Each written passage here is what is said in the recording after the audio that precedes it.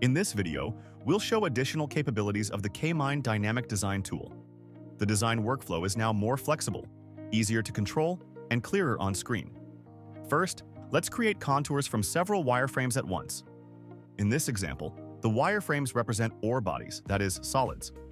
For contour creation in dynamic design, it doesn't matter how many wireframes you select or whether they're closed bodies or surfaces. Next, choose the levels you'll work with and create one closed contour to correctly orient the bottom of the future pit. The ideal command here is contour creation with magnetic snapping. When the contour is at the required elevation, activate it with the command that automatically detects its position and sets it as a baseline in the levels list. If you clear the checkbox for Build Next Level, the tool will build only one level. This lets you adjust that level exactly where needed without extra objects. It works with any level in the list. Select the target level you want to build to, then clear the checkbox after it. This gives you precise control of each level and lets you repeat unique conditions wherever they're required. This approach works across the entire tool. Roads are no exception. Add a road with the required parameters, the build will stop exactly at the specified elevation. Repeat the steps until you reach a location where the automatic build requires a change. When you get there, intervene using the Edit Project command.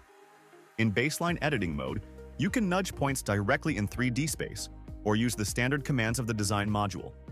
Remember a K-Mine advantage. All modules, commands, and operations run in a single environment, in one workspace.